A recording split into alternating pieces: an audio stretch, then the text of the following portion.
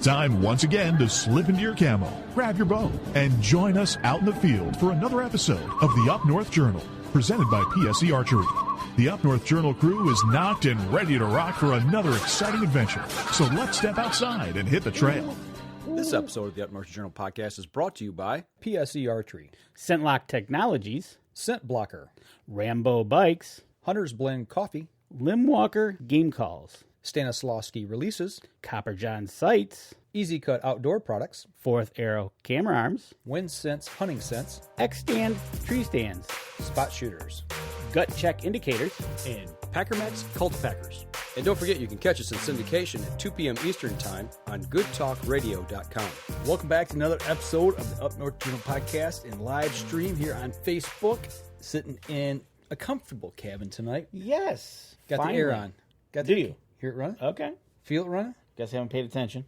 It's nice and cool in here tonight. Unlike the last couple weeks. Here we are, second day into summer, third day. Yeah. Friday, Summer Saturday, finally decided to show up. Well, rain tomorrow, so we'll just go back right into the rain factor. So, but yeah, it's summer's here. It's a good thing. Yeah.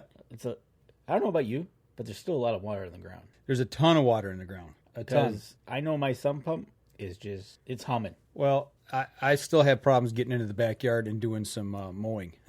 So that's been an issue. So we're still dealing with that. And I lost power for about 2 hours on Wednesday. I heard that. I heard town kind of got knocked out. Yeah. What's up with that? I don't know, but I'm glad I got the water backup sump pump. Okay. That thing kicked on and it did its job? It did awesome. Yeah. I'm glad I spent the money to have one of those because my neighbor has the battery one. Right. You got to make sure you got the battery charged, right. blah, blah, blah. But I ended up getting a water backup, and within 15 minutes of power going off, it went on. Okay. Because that's how fast my sump pump is cranking. But Every 15 minutes or so, huh? at least it is just draining. So, but I'm glad I did that. And then power came back on, and life was good again. But yeah, there's a lot of water in the ground. Yeah, it's all across the whole state. But before we get started, why don't you talk about what we got going on here with our Hunter's Blend tonight? That's right. You know what? Once again, drinking Hunter's Blend coffee for the show. Don't forget to go over to huntersblendcoffee.com. Use the code right there in the corner, capital UNJ, and you'll get 10% upon your checkout. So 10% off. Get over there. Check out their coffees. They've got light roast, dark roast. They've got some shirts. They got cups. Yep. They've got mugs. The tumblers. So check it out. It's a good, nice, smooth coffee. And they give back to the outdoors. And they give back. You know what? Matter of fact. Oh, is it on the front of these? No, that's the old packaging.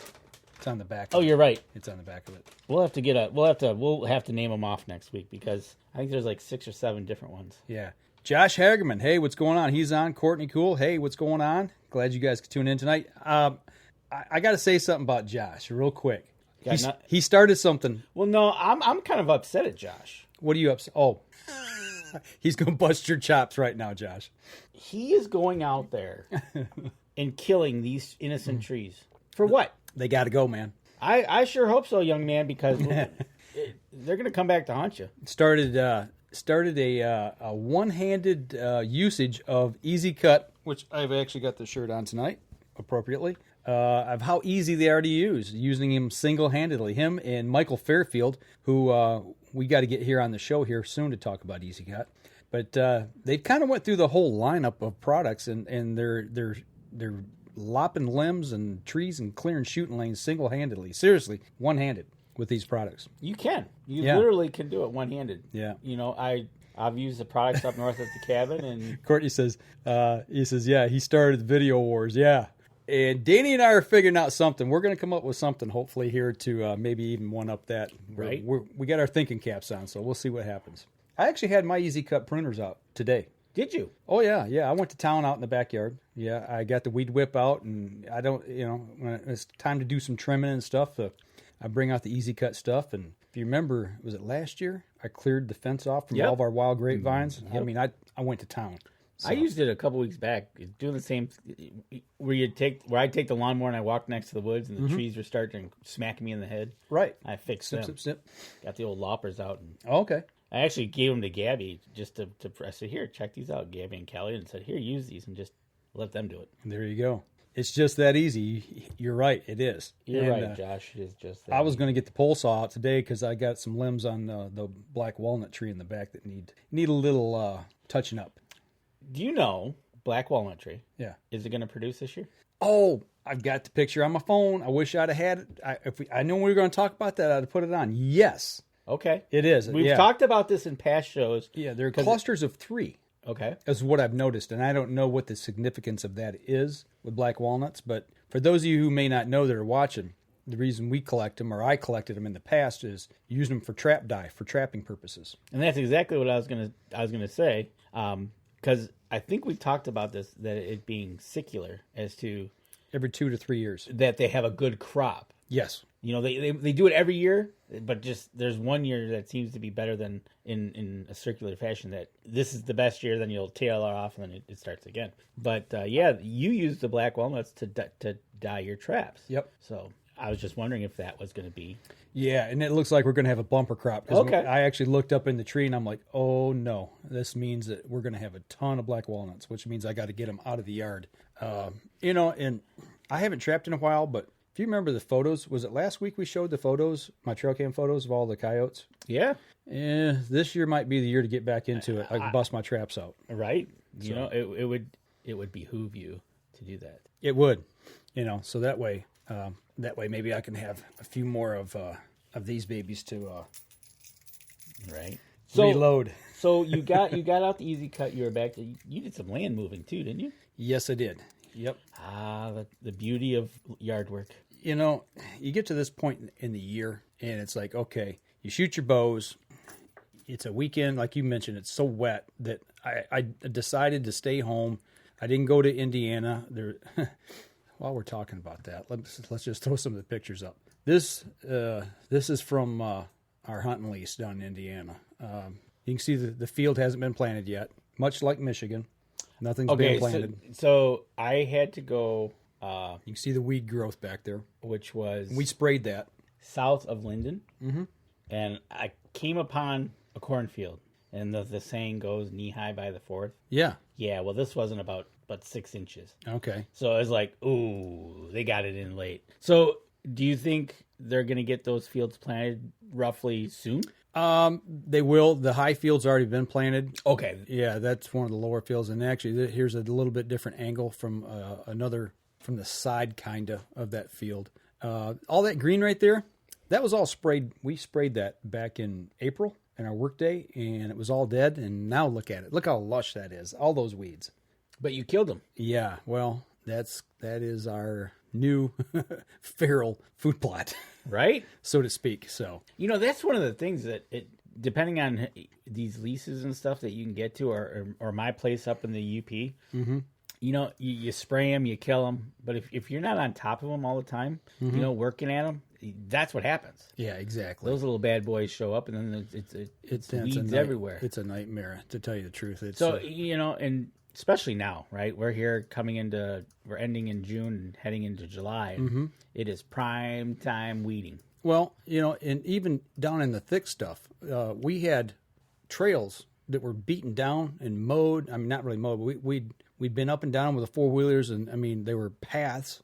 And now, look at there, that's just growed up. Right, exactly. Flat out growed up. It's growed up. It's and this next picture right here, you can still kind of see the path. Yeah. But we're going to have to get in there with a big cutter of some sort and get in there and mow it. Right. And they said that the swamp was knee deep. So. And speaking of rain in Illinois, Denny Steiner says they've had 11.5 inches of rain this week. Wow. This week. So I would be interested to find out, our buddy Lincoln, how his Illinois lease is looking. He says looking like a good duck hunting lease. There you go. Yep. Just like last year.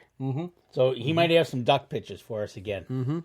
But, it's one of those things that just, that's the cool thing about Mother Nature.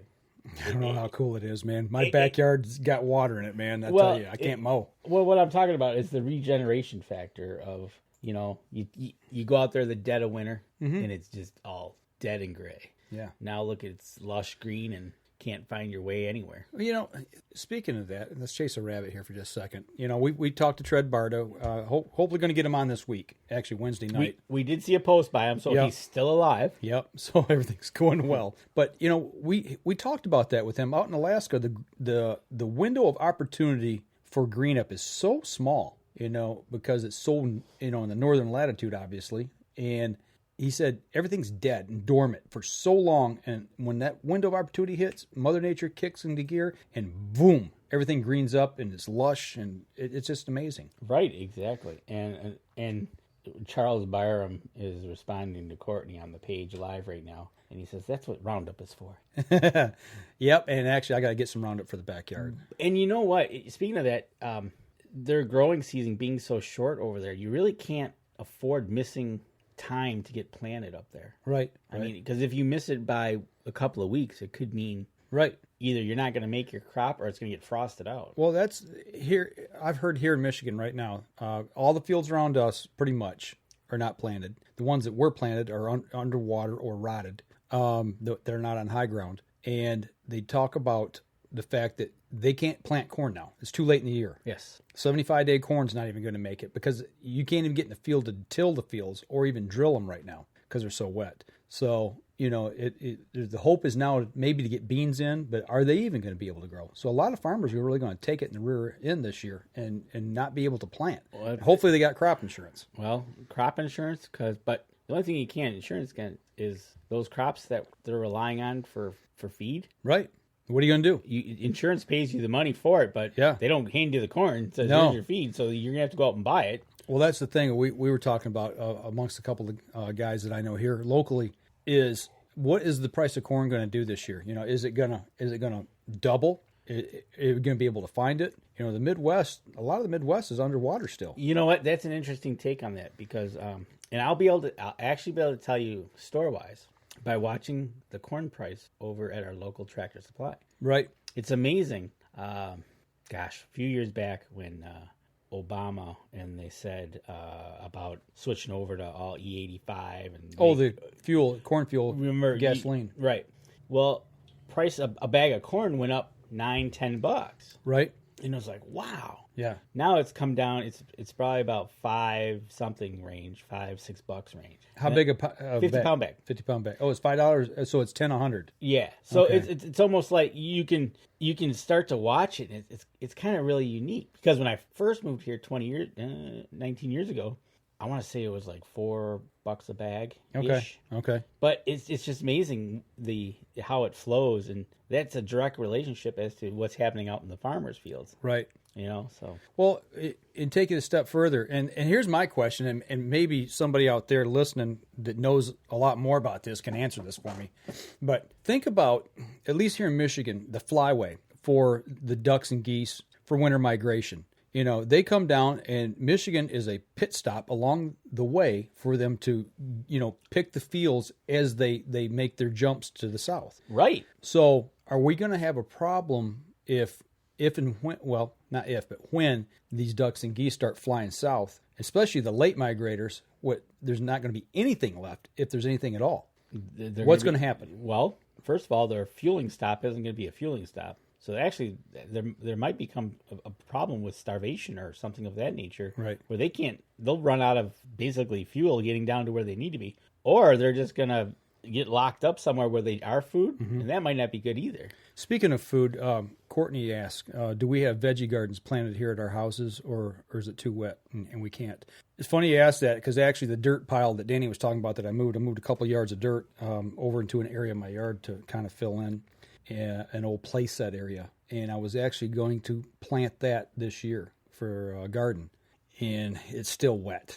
You know, it's still pretty wet. I could plant if I wanted to, but it's getting so late in the game now that we're probably not going to put anything out. I don't do a garden per se in the backyard because rabbits. No, they're bigger.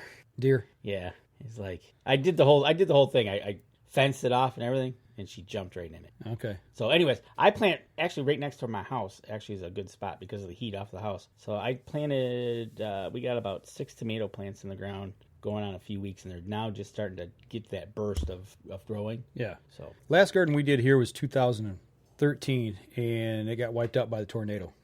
So but part of it did make it through, and we called it the tornado garden because part of it did make it through. I think we got some cucumbers and some squash and zucchini and stuff like that. The little more hardy plants that made it through. But we didn't get moved back in here until 2015, and we just really haven't planned a lot. We've been busy, and this is something I really wanted to do this year, and just didn't get it done. But speaking of that, come next year, if we see what we think we're going to see with these corn prices, now I think about that. Think about the price of beef that's going to go up.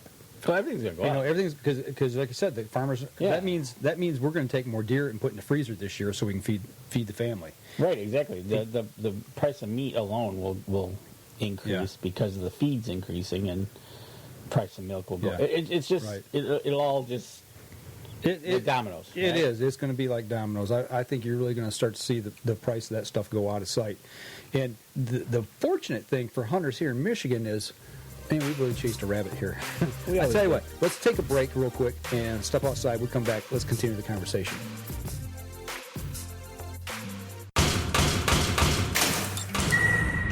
PSE Archery has reinvented the way you buy bows. From now on, you can make the most educated decision possible by basing your bow choice specifically on your shooting needs and goals. All you need to do is ask yourself, what kind of shooter am I? What do I want to achieve? PSE will help find the right category for you. So, what kind of shooter are you? Find out at psearchery.com.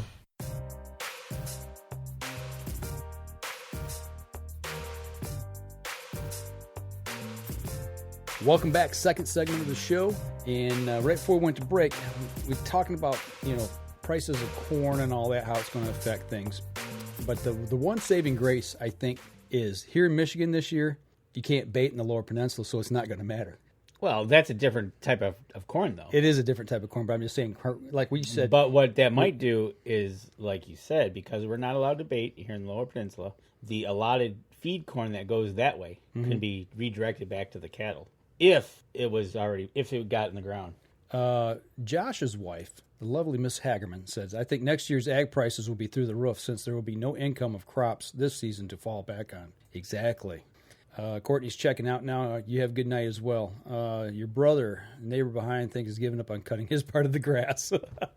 I believe that. But that's what this weather's been doing to us. It's been wacky. It has been. And here in Michigan, I noticed this last system went south of us, so Ohio got it. They got smoked. Yeah, they got in Indiana. And last weekend they got smoked. Another system went north of us. Mm-hmm. And so it's like sometimes we get lucky and we play right on the fringe of the game, or right.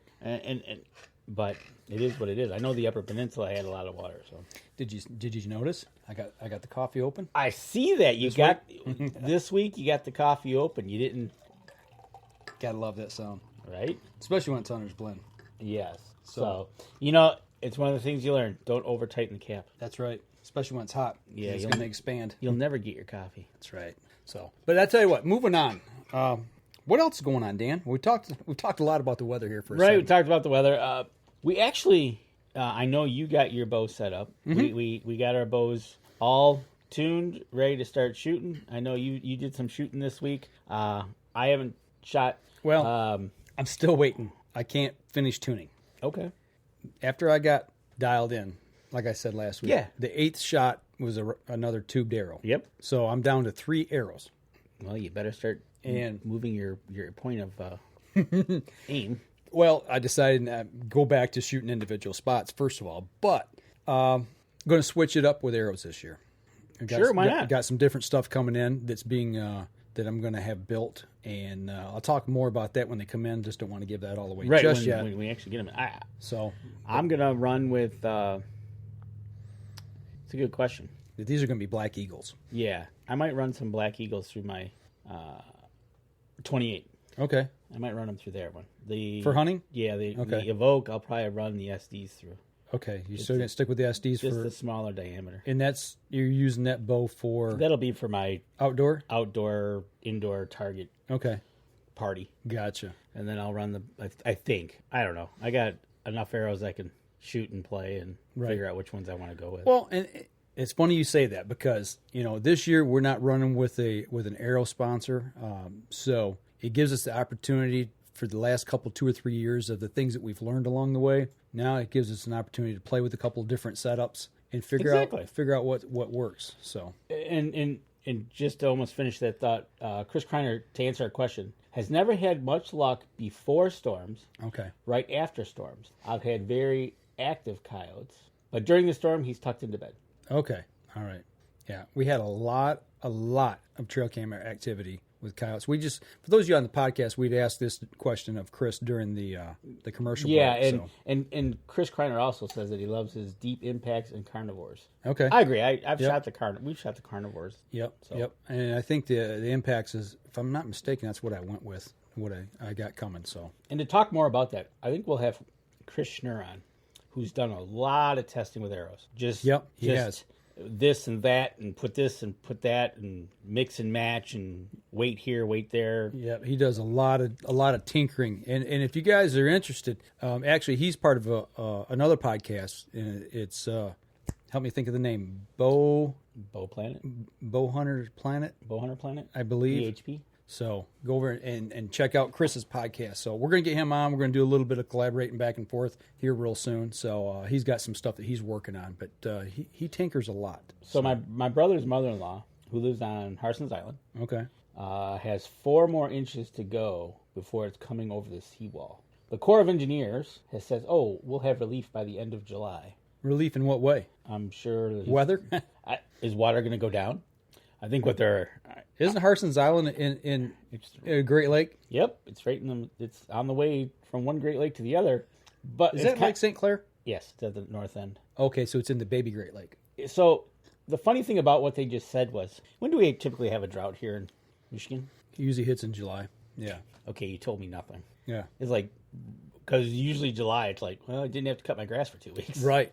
So, but that's kind of funny. But, and I saw today that they had flood warnings in the lower southeast corner of the state because of the winds. Right, it's pushing water. Yep. Pushing water on shore. Yep. And that's the other thing about the Great Lakes. You see that a lot, especially like in Saginaw Bay. It'll actually push water back in the river. Yep. So anyways, back to our bows. Yep.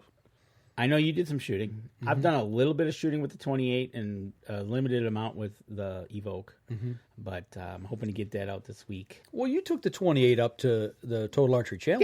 Yeah. Yep. Yeah, you shot with it up there. I shot it up there. But I want to get more in tuned with it. Yeah, okay. I want to become one with the bow. One with the bow. Right. Okay. Just like I want to do with the Evoke, but I got to get out there to do it. So. I shot I think 50 or 60 arrows the other night. I mean, and then last night I shot, that was Friday. Then last night I shot, probably 20 or 30 through.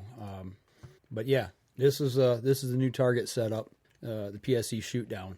It's different shooting a 37-inch axle-to-axle bow versus a 28-inch axle. Oh, huge! I mean, it's huge. It's amazingly different shooting that much difference in the lengths of getting used to it. Running a lot of weight out on, and actually I found out it's not a lot of weight, but if I can feel it, that's the one difference in shooting a target setup versus my hunting setup is with a front stabilizer and a back bar on it. And on the front, I think I just started out with 4 ounces of weight, and on the back bar, I think I just went up to 5. Okay. I think I threw an extra ounce on there, and it's getting used to all that weight. It's a heavy bow. Yeah, and how it feels and how it shoots. But I tell you what, putting a lens on that thing, it's does that make a difference? Night and day. You put a lens on yours. I put it end of last year indoor season. I just went and did it, and it ends up being a hoot.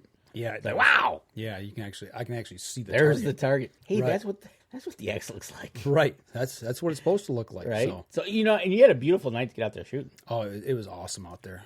My son was home from college. He took these photos for me just so I could get some photos out shooting the bow.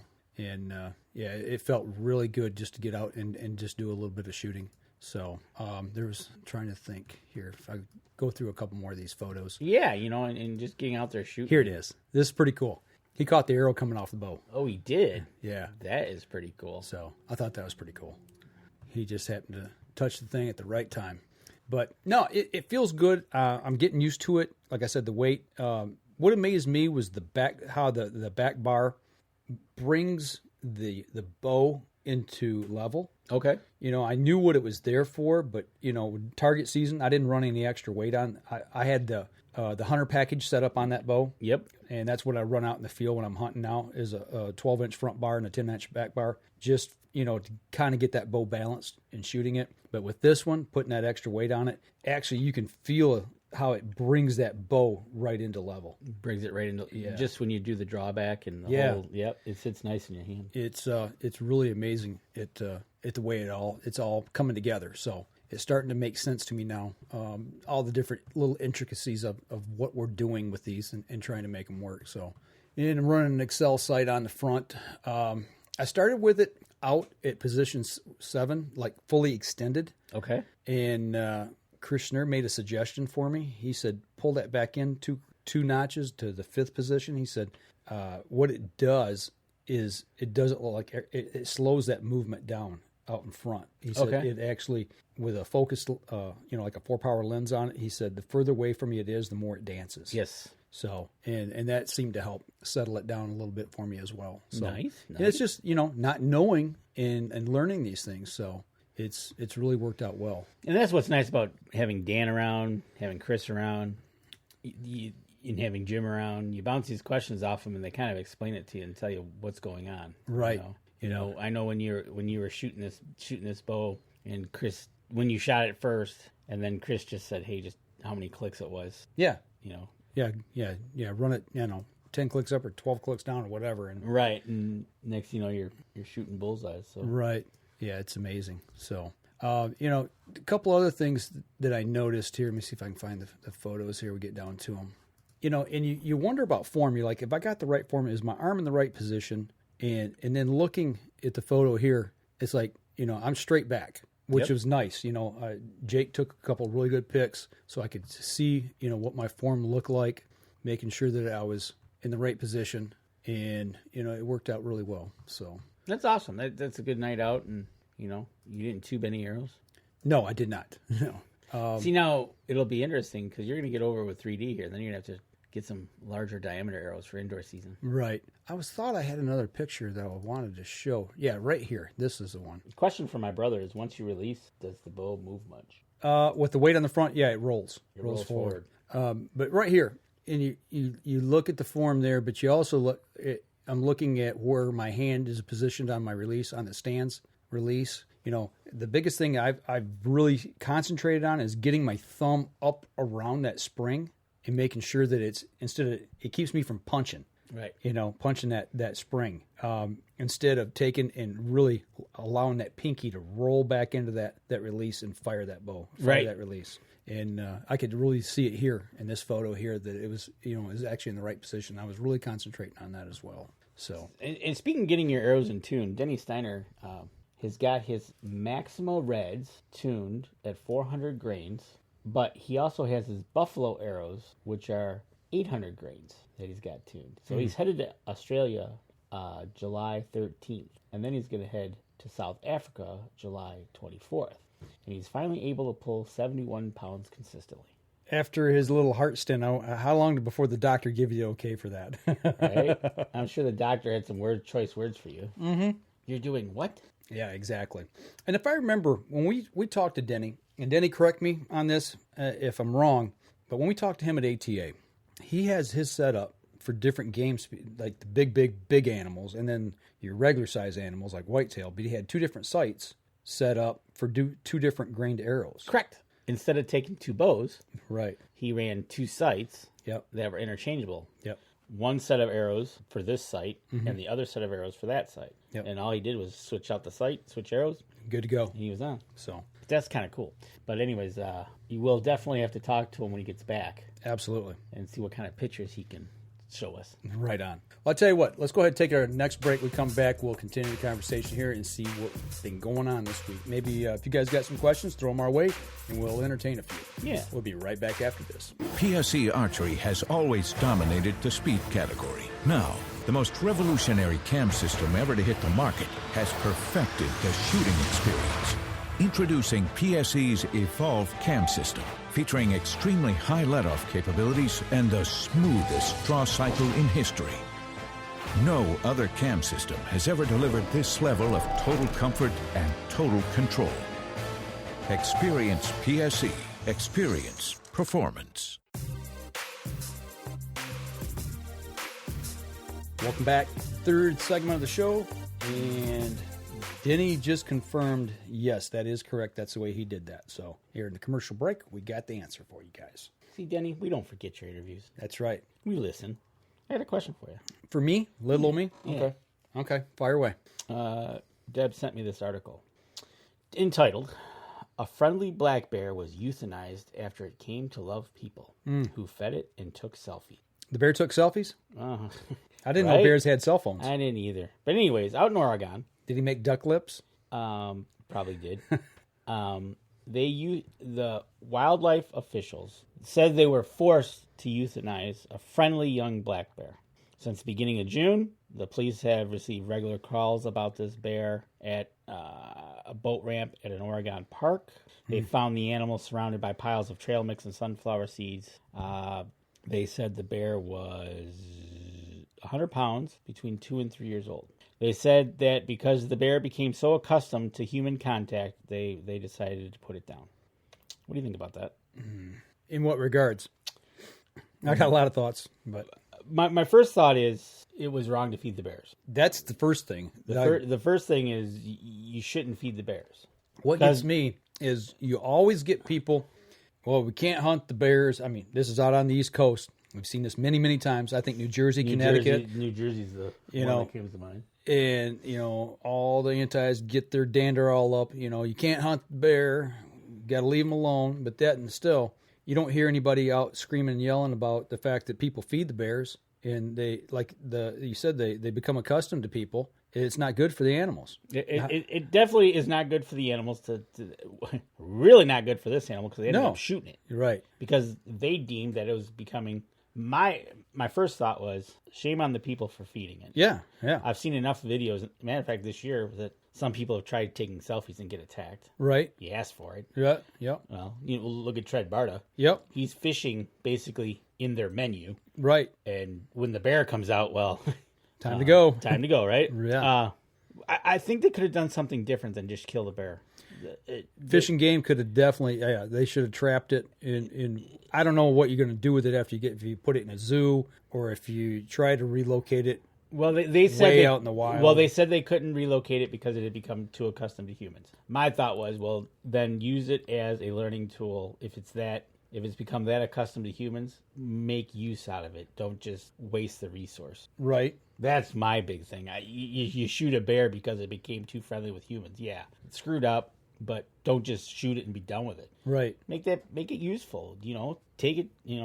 It'll still always be wild. Bottom line, but use it to our advantage as a learning tool. I'm surprised that if it become that accustomed to humans, if they had that many calls on it, they didn't do something earlier. I'm surprised. Trap it, being Oregon, that they actually did that. That's true too. Yeah, I hear you. Right. So. No, that goes with any game animal, I think. Yeah. Danny says put it in a zoo. My brother says why could they not move the bear, relocate the bear? What they deemed in the article was that the bear could not be relocated because it had lost its sense of surviving the wild, survival skills of going after food. It was relying on the people for the food. So that goes right to Denny. Put it in the zoo, right? Well, you look at that. Do we do that for those that do bait? Is that what happens with whitetails? I'm just throwing it out there. Oh, well, if you want to move it to I want to stir the pot now. If it move it to whitetails, it can sure happen. They become accustomed to getting food. Absolutely, it can come down to if it's their main source. Mm-hmm. Yeah, sure, why not?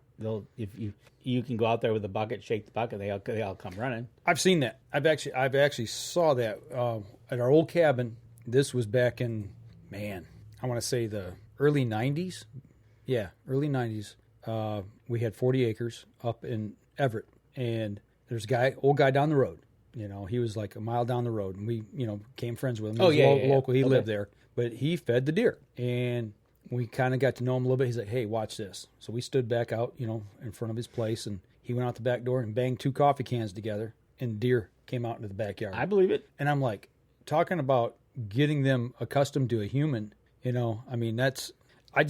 it was cool to see the deer come out, but in the same sense, I was upset. It's like they shouldn't be that unafraid of humans. Right. And then that's when things can go so wrong. Like you see these people in these parks that think the bear is really cool, and then they go out and try to get a selfie with it, and they wonder why it turned on them. Well, Steve Denoyer, he says, seems like they could reacclimate it back to surviving on their own. Yeah, so if an animal gets acclimated to something, couldn't you reacclimate it back to the wild? I don't know the answer to that. Rehab it back. Well, they do it for for eagles and other they get animals, injured. Right? They rehabilitate them to fly again and learn to hunt. So, why couldn't they? That's a good one. Why couldn't they do it for a bear? Send it to a rehabilitator. Yeah, let it get its wildness back to it, and then relocate it. That's a good call. I like that one because you're right. Because whether it be an owl or something, they take it to the local rehab center, get it back if they're able to get its wing back, and then they'll say, okay, we'll release it. Did the article say anything about what they did with the meat? Because I got a huge issue with that too. I bet it didn't. You just wonder. You just wonder what they did with the meat. I mean, because most fish and game agencies, even on state level, are really anal about making sure that there's no wanton waste. As Danny's gleaning through the article.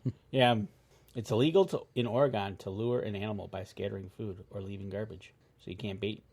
So is that baiting for a selfie? It doesn't say. Isn't that technically baiting to get the animal to come up to you so you can take a picture? Right. So it did not say what they did with the meat. Ticket them. Start issuing fines. Right. Nope. Didn't say what they did with the meat. Maybe that way they could habitualize the people to leave the stinking bears alone. Right. So that was my question to you, because I just thought it was kind of a waste of a resource. It was. Yeah. And then now that question brought up about rehabbing it is really, now you're right. I like that. I do too, and that really shows they just didn't want to deal with it anymore. And take the easy way out. Yep, easy way out. Stop the complaints. Move on. Yep, move along. Yeah. So and you can't blame the bear. No, bear's going to do what a bear's going to do. You got a free meal, it's going to take it. And I assume, maybe I shouldn't assume, but are all state game agencies? I mean, in state where the people of the state own the resources. No, that's what you'd think. I mean, like here in Michigan, all of us collectively who are residents of Michigan own, number one, the public lands together, but we also own the game animals, whether they're on private land or not. If it's a state game animal, we all have a shared vested interest in that. So. Correct. So that's my.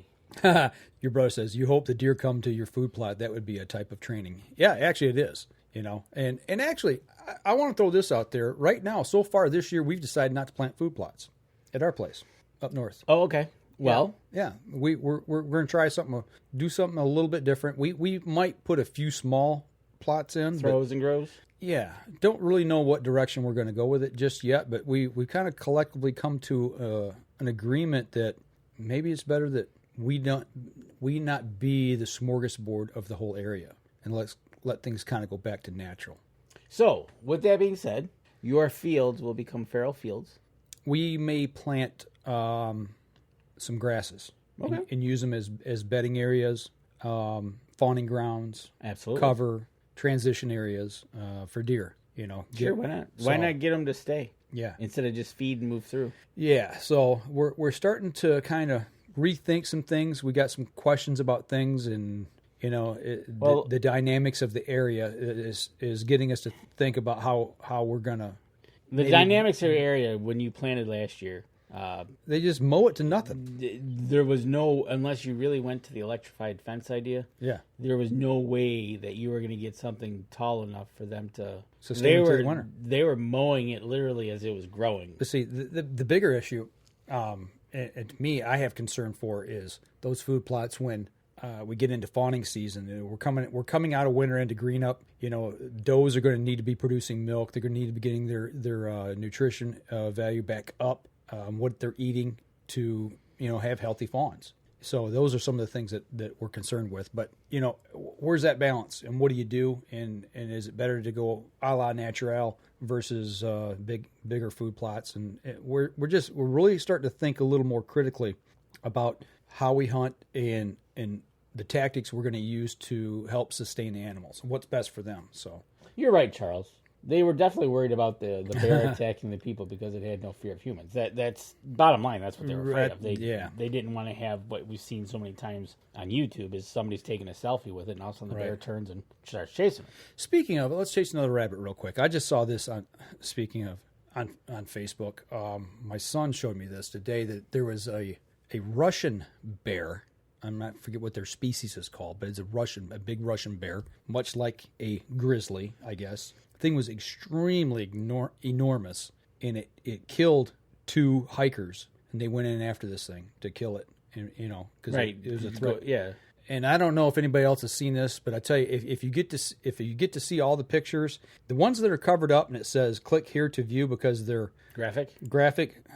They're graphic, man. I tell you, it was what the bear did to the 2 people. I was like, oh my gosh, Made Swiss cheese out of them. It was Bad. It was bad. Yeah, it was bad. Yeah. My brother says it's a good chance to redesign your area. Well, and that's kind of what we're thinking, especially with habitat. Going back to the food plots, not the bears, but yeah, we're thinking about, okay, what do we start planning now, and how do we break up some of these bigger fields that we've got, and what do we use them for? So yeah, I think really what's going to happen here in the next year or 2 is we're going to have to sit down collectively as a group and really figure out the direction that we want to go, and start cultivating a plan, an action plan, and put that together, and start moving towards that direction. I tell you what, your fields, I would love to put and create some hedgerows in them. Well, that's kind of what we're thinking. Yeah, they need something to break them up because they're so big. You've got them so big now, you can actually create the hedgerows in directions that you want it to go. Funnel the deer. Yeah. Which is whether you do an S or what happens. I'm sure happens in your fields because they're so big. Is Mr. Buck can stand at one end and look all the way down at the other and go, there's no does here, so I can continue on. Right. Whereas if you can only see maybe 75 yards, he goes, oh, well, what's on the other side of that? And he's got to go to the next one. Right. And you got to go to the next one. Right. Right. Yeah, no, yours is it's awesome. It's going to give us some opportunities to start playing with some things and really figuring out how we want to progress with redeveloping the area, and actually how we get access to certain parts of the property, moving in and out collectively as a group or individually as a single hunter to a stand location, and really figuring out where and how we can get in and out quietly. So, yeah, some really good stuff to really start to think about going into the season. Blank slate. Yeah, well, some of it might need to be erased and then redrawn. Right. Right. I mean, but yeah, it's exciting. It's a big task, but it's exciting. It won't happen overnight. No. So that's the one thing. Early successional growth. Yeah, Steve. I'm a big proponent of letting things kind of go back natural. You get those, I'm trying to think of the term they use. I studied it in QDMA, Deer Steward 1. You forgot everything you learned in QDMA. I just don't remember what they call it. But basically, it's the natural vegetation that deer browse on. Oh, okay. The actual forbs, that they browse on. Oh, okay. See, it came back to me. See? Just had to think about it. Right.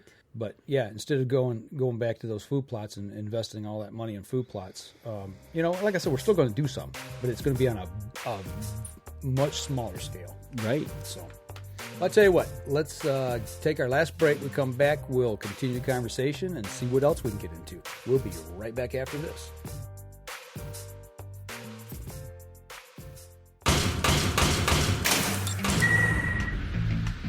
Acceleration is part of PSE's DNA. PSE pioneered the speed movement. Now they've developed the vapor category to help you find the most powerful bows on the market to fit you. High speed equates to intense power and building the momentum you need to be successful. Are you a vapor shooter? Find out at psearchery.com.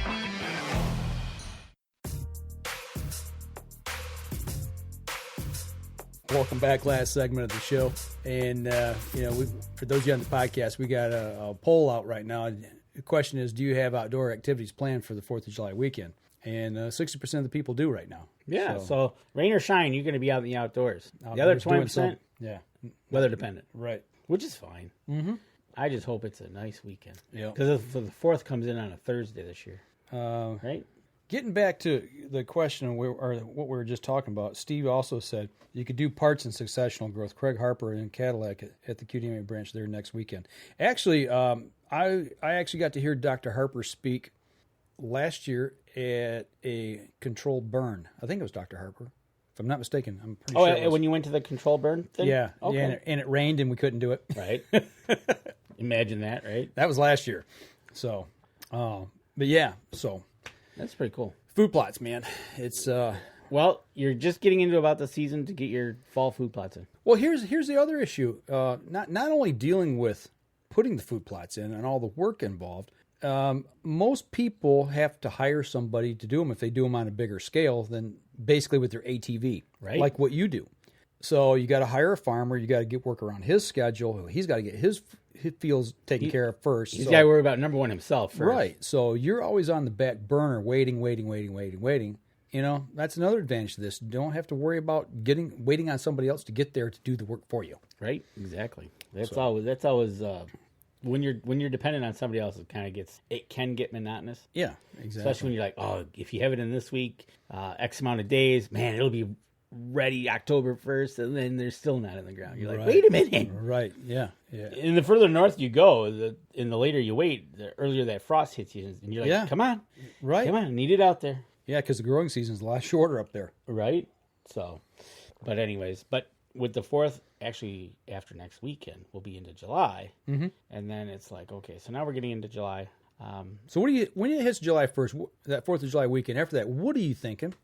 What is your attention turned to in the outdoors? Is there anything specific? We've never really talked about that. Well, typically the 4th of July is my getaway. It used to be just okay. That now I'm going to start thinking about hunting, but now we think about it 365 days a year, right? Basically, so it just blends into my mode that we're going to go into. Right? Will we be shooting the bows? Yep. Will I be shooting the crossbow? Yep. So I'm just going to continue that on. Hopefully I get up north. Whether I get up north in July or I get up there in September, I'll get something planted. Whether it comes up for this year will be debatable, but it could be set for next spring. But when July hits, it's usually the start of, okay, so now what week are we going to go? What week of November we're going to go? What's my dates? Right. I start lining up things as to what shows we're going to be doing or not doing. But hunting-wise, it's like, okay. But now, here's the other thing. We've been working out. I think we're on 8 months now.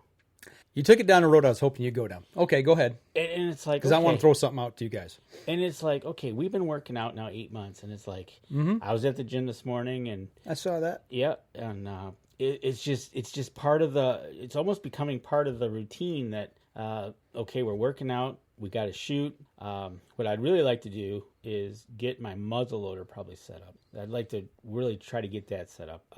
But my focus will be more defined on the hunting side of it. Okay. With some fishing thrown in there somewhere. Okay. And so that's kind of what happens July 1st. Okay. You start kind of making that turn towards fall just a little bit. Exactly. Narrowing things down. The days are getting shorter, so. Okay. Well, since you mentioned going to the gym, working out and all that, actually, before I go down that road, Terry, your brother said, will you guys discuss in a show in the future what type of arrow size, league hunting and all that, to which one to use and why? Absolutely. Hopefully we're going to get Chris Schnurr on. Yep, and that's exactly what the path we'll take with him is to why he's shooting this arrow, because he's been tinkering a lot. Yeah, he's been and not just one name brand. Yep. He's been going across different brands, whether it be Easton, Victory, Carbon Express. Black Eagle. He's been tinkering to the point of knowing, putting this all together and why. So, but getting back to your talking about the gym.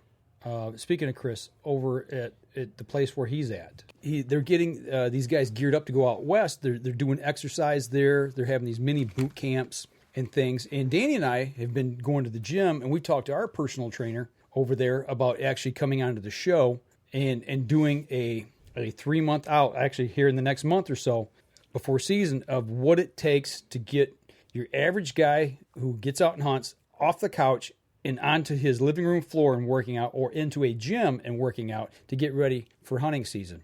And what they're doing over there at their place is kind of geared for out west, but it got me thinking a little bit. And Actually, I might go over and check out one of their boot camps one night just to see what they're Go doing. see what they do. Yeah, a little different. And they're doing a lot of hiking and things like that. But would all of you who are listening to the podcast or watching the live stream, would you be interested in if we did some kind of workout challenge, or like we all kind of come together as a group and just to help each other through going to the gym or whatever? Actually, we become a support system for everybody. Yeah, exactly. If there's one thing Mike and I learned in this whole little 8-month endeavor so far, is we kind of hold each other accountable. Yeah. We're not really strict. We're not, but we're there and hey, let's do this. Or when we are working out, it's like, come on, you can do it. Yep. Come on, one more. Give me one more good one. One more good one. And we do have rough nights. It's like, ugh.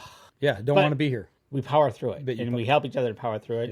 Yep. And I have to admit that when I'm working out with Mike Adams, I got to hold the crowd back. That's kind of why I'm there, is the crowd just wants to see him work out. Yeah. But anyways. He knows more people there than I do. But the thing is, having that support system, and if you want to do it online on a Facebook page or something like that, it's awesome just to say, hey, I've been to the gym tonight. Have you? Yeah. Or did my workout, or, did this set or whatever. And, I mean, I'm not afraid to put it out there, but we could put our workout, what we're doing. I mean, we're not professionals by any stretch. We're not gym rats by any stretch of imagination. We're just two guys that want to get healthier. No, we don't have the credentials of Big Screen Ben. That's right. Right. Yeah, so, your buddy. Yeah. So it's one of those things that guys, we're getting within about the 3-month time zone to October 1st, and we asked the trainer about how long would it take, and he said 3 months. So this would be a good opportunity. If you want to hit the October 1st date, 3 months, have yourself in better health, even if it's just walking. Yeah, so drop us a comment, shoot us a message on a private message, whatever. We want to see what kind of feedback we can get out of this, because really what we want everybody to feel good when they're going out to their stand. We don't want anybody struggling to climb into their stand. We want you in good physical shape getting out there. There's nothing worse than hearing about these guys and gals. They get out there and they have heart attacks or have other health problems, and it's just about living longer and healthier. Right. And you know what? Like I said, we're not nowhere near professional on this, but we could use a little encouragement ourselves, and people hold us accountable as well. There's some days it gets a little bit dicey in there, but we do it. Yeah, we do it, and we've been doing it 8 months now. Like I said, I went to the gym this morning, and basically I did our Tuesday arm workout again, so I doubled that up this week. So you're gonna walk around like Popeye. That's the plan. That's the plan. So, but anyways, it's time. If you want to turn things around, it's never too late. That's right. Because perfect example, that guy that must have been 85. Oh my gosh, what an inspiration! And I kid you not, it looked like a father and son, because they actually had matching gray hair at the time. Yeah. But if this gentleman was not younger than 85, I'd be shocked. Right. But his dad would set him up on a machine. And I don't know how much weight it was, but he would do the machine. Right. And I think it was just an accomplishment. Mm-hmm. Getting him out there and getting him active. And then he would let him clean the machine, which was great. Reminded me of my dad. I think it was in that father's mind of being able to do it. He was doing the flies the one time. Yep. And just the sheer fact he could do it. Yeah. Yeah, and that's what it's about, just getting out there. It doesn't matter how much weight you lift. It doesn't matter how many times you do things. It's just getting out and getting started. And that was the roughest part for me, was getting started. I got a picture, and I don't have it up right now, but I'll show it at some point. My motivation when I hit 262 pounds, and I saw myself, and I was like, that's enough. I'm done. And that was my turning point. So Ronald Gerchow says, been doing the gym workouts for over 2 years so he can hunt and shoot to his best of his ability. Jim Beasley does the same thing. Yep. And I will say that, Ron, what we noticed was at the Total Archery Challenge, shooting uphill, when you're holding and you're shooting uphill on a 20-degree incline, when you're holding that bow up, it's not natural to hold and shoot up. It's more natural to shoot downhill out of a tree stand. Absolutely. And in that stamina and being able to climb and move and get around the course, there's no way we could have done it if we hadn't been doing. We would have been a lot more winded. Yeah, it'd have been horrible. My brother says he will be a geezer status shortly. And it's use it or lose it. Need to get in the gym. Yes, you do. Okay, we got our first one. We're gonna hold you accountable, Terry. He's got how many days? 4 hours. 4 hours. Happy birthday, Terry. Happy birthday to you, man. But I tell you what, it's it's something we're serious about, and we want to get everybody active and get them out there. And like I said, and a big shout out to Billy Hoffman too. He's been through this. Billy has, and actually he had that scare last year. Yes, sir. And when that happened, it kind of got me to thinking a little bit, and that's when I looked in the mirror and I'm like, geez, I'm huge. Got to do something, and sometimes it takes a little something to get somebody to react and to get active. So that's all we're saying. Yep, exactly. So feel free to get in the gym. That's right. Let us know, because like I said, we'll get a support group going, and hopefully we can get our personal trainer on here. We need to talk to him about that Monday if we can, and see if we can get that make that happen here in the next week or two. He's had a schedule change, so he's been he's now kind of like dazed now. Yeah. So we'll have to talk to him. We'll see him. And actually, maybe like I said, we could do this over at the gym one evening when things kind of slow down, maybe even, and just kind of go live, make it happen that way. A little more. Kind of proof that we're doing it. Right. So, but I tell you what, we're bumping up here on time for the podcast, so we're going to wrap it up for the podcast portion. And you guys take care. Get out, enjoy the outdoors while it's sunny out, because who knows when it's going to rain again next. But anything else, Dan? Nope. All right. See you next week. That'll do it for us this week, folks. And don't forget, you can catch us in syndication at 2 p.m. Eastern Time on goodtalkradio.com. This episode was brought to you by PSE Archery, Scentlock Technologies, Scent Blocker, Rambo Bikes, Hunter's Blend Coffee, Limb Walker Game Calls, Stanislavski Releases, Copper John Sights, EZ Kut Outdoor Products, Fourth Arrow Camera Arms, Wind Sense Hunting Sense, X-Stand Tree Stands, Spot Shooters, Gut Check Indicators, and Packermax Cultipackers. Thanks for listening, and join us again here next week. Until then, remember, as we always like to say, if you're out on the water or in the woods, shoot straight and be safe until next week on the Up North Journal.